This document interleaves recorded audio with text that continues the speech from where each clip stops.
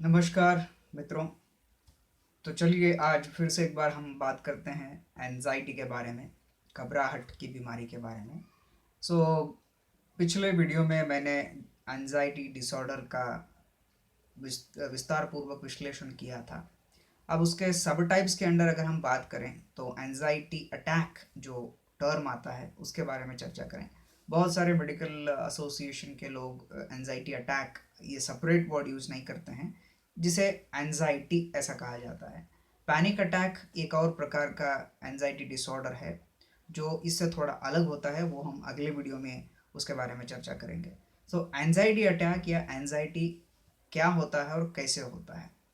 Particularly anxiety का अगर हम बात करें, किसी पर्टिकुलर सिचुएशन के आधार पर ही हमको एनजाइटी होने लगती है। यानी कि किसी सिचुएशन में आप थे और आपको पहली बार एनजाइटी हुआ था, वही सिचुएशन आपको अगर फिर से फेस करना पड़े तो एनजाइटी होती है आपको। यानी कि ये स्पेसिफिक ट्रिगर्ड रिस्पॉन्स है। स्पेसिफिक ट्रिगर्ड रिस्पॉन्स यानी पर्टिकुलरली किसी एक विषय के रेस्पॉन्स में आपका दिमाग एंजाइटी प्रस्तुत करता है। यानी कि आप किसी गाड़ी पर जा रहे थे, आपका एक्सीडेंट हुआ था, तो आप गाड़ी चलाने से बहुत दिनों तक डरते हैं, या फिर कुछ लोग ऐसे होते हैं कि ज़िंदगी भर उनके मन में डर बैठ जाता है। तो ये एक टाइप का एंजाइटी अटैक या एंजाइटी डिसऑर्डर है। जब भी आप गाड़ी पर बैठेंगे आपका दिल बहुत तेज़ धड़कने लगेगा, आपकी सांसें फूलने लगेगी। ये जो लक्षण है ये एंजाइटी के लक्षण हैं।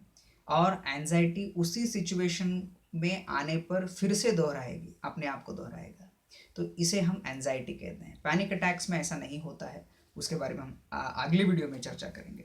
तो एंजाइटी बचपन से किसी को हो सकती है, किसी किसी को अचानक शुरू हो सकती है। बट इसे स्ट्रेस हम जो कहते हैं, चिंता जो कहते हैं, पहला सिम्टम यही है। अगर एक इंसान बहुत ज़्यादा विचार करता है, बहुत ज़्यादा चिंता करता है, बहुत ज़्यादा चिंतित रहता है हमेशा किसी भी विषय को लेकर, और चाहे आपका जॉब हो, आपकी पर्सनल लाइफ हो, छोटे छोटे विषयों पर भी बहुत ज़्यादा चिंता करना एक लक्षण है जो आगे चलकर एंजाइटी में बदल सकता है। अति चिंता नहीं करनी चाहिए। अगर आप करते हैं तो उसको छोड़ने का प्रयास करें। एंजाइटी होने से पूर्व भी आप उसको कंट्रोल करने के कोशिश अवश्य कर सकते हैं। जैसे कि आप अपने दिमाग को फ्रेश रखें, आप प्राणायाम करें, योगा करें, आप किसी भी वेबसाइट पर जाकर चेक कर लें, किन्हीं भी डॉक्टर से पूछ लें। इस मेडिसिन्स आर टेम्पररी। आप अपने दिमाग को किस तरह से ट्रेन करते हैं उस पर ही आपका दिमाग आपको रिस्पॉन्ड करता है। ये बात आप समझ लीजिए।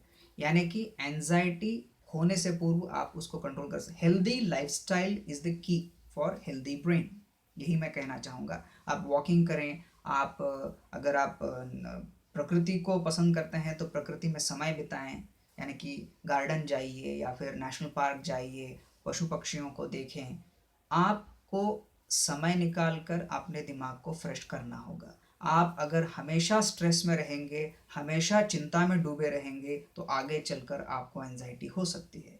पैसे की चिंता, जॉब की चिंता, फैमिली की चिंता, बहुत सारी चिंताएं होती हैं मनुष्य के लाइफ में। आपको कार लेना होता है, कार की ईएमआई भरनी होती है, घर लेना होता है, घर की ईएमआई भरनी होती है, बहुत सारी चिंताएं होती हैं। इन चिंताओं के साथ हमको जीना है, इनको हम पर हावी नहीं होने देना है। जब ये हावी हो जाती हैं तो एंजाइटी होने के चांसेस बढ़ जाते हैं। ये पहला लक्षण है।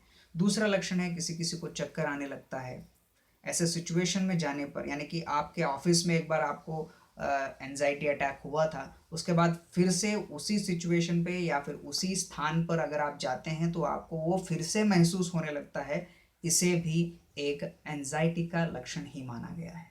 यानी कि बार बार उसी स्थिति को उसी स्थिति पर आप जाने पर या उस जगह पर जाने पर फिर से वही स्थिति उत्पन्न होने लगती है।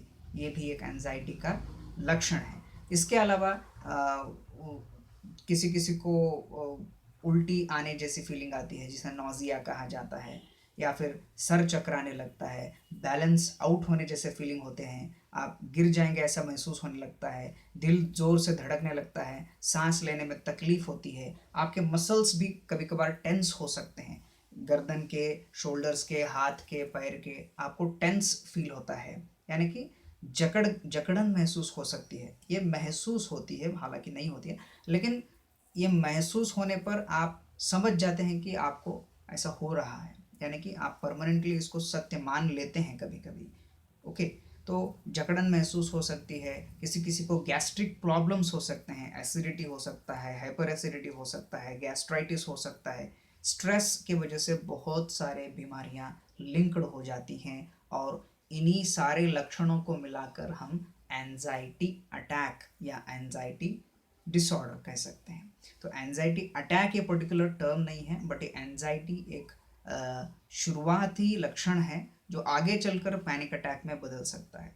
लेकिन एक बात अवश्य याद रखें कि एंजाइटी अटैक क्यों होता है, क्योंकि आप किसी सिचुएशन से गुजरे हैं, या फिर आप जेनेटिकली कैरी करते हैं, या फिर आपके साथ कोई ट्रॉमा हुआ है, यानी कि कोई दुर्घटना हुई है, और उसी स्थिति में उसी जगह पर जाने पर फिर से ये चक्र चलता है, यानी कि ये रिपीटेटिव है। और रिपीटेटिव कब है? जब आप उसी सिचुएशन में जाते हैं, या फिर से रिपीट होने लगता है, यानी कि पर्टिकुलर कारण की वजह से एंजाइटी होता है। अगर कोई कारण नहीं है, अचानक होता है, तो हम उसे पैनिक डिसऑर्डर कहते हैं। तो पैनिक डिसऑर्डर हम अगले वीडियो में बात करेंगे। तो इसका क्या इलाज क्या है? यानी कि बहुत सारे इलाज अवेलेबल हैं मार्केट में, यानी कि आप साइकेट्रिस्ट के पास जाएं तो वो आपको दवाइयाँ देते हैं, एंटी डिप्रेसेंट्स देते हैं, जैसे कि बेंजोडायजेपिन्स एक क्लास है, जो एक श्रेणी है ड्रग्स की, जो आप ड्रग्स यानी मेडिसिन की, जो आप खुद तो नहीं ले सकते, डॉक्टर्स प्रिस्क्रिप्शन के ऊपर वो एंटी डिप्रेसेंट्स होते हैं, यानी कि वो आपके दिमाग के डिप्रेशन को थोड़ी देर के लिए दूर करते हैं। लेकिन ये हैबिट फॉर्मिंग होती हैं, यानी कि इसकी आदत पड़ सकती है, और इसके वजह से साइड इफ़ेक्ट्स बहुत सारे हो सकते हैं। इसके अलावा आपको साइकोथेरेपी की ओर जाना चाहिए। अगर मेरी माने तो आप बातचीत कर कर इस समस्या का हल निकालने की ज़्यादा कोशिश करेंगे तो आप अवश्य ही आत्मनिर्भर होंगे।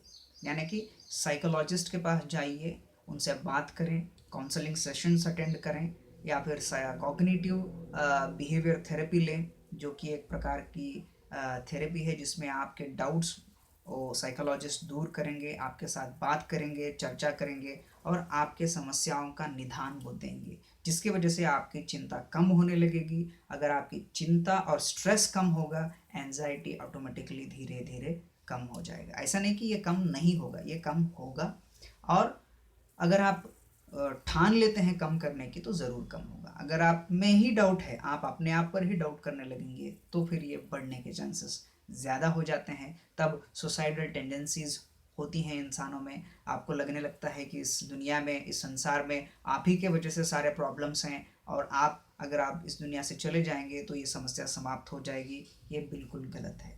एक बात हमेशा अपने दिमाग में याद रखें, किसी के आने या किसी के जाने से कोई समस्या कभी हल नहीं होती। ये दुनिया, ये जगत, ये संसार में समस्याएं थीं, समस्याएं हैं, समस्याएं रहेंगी।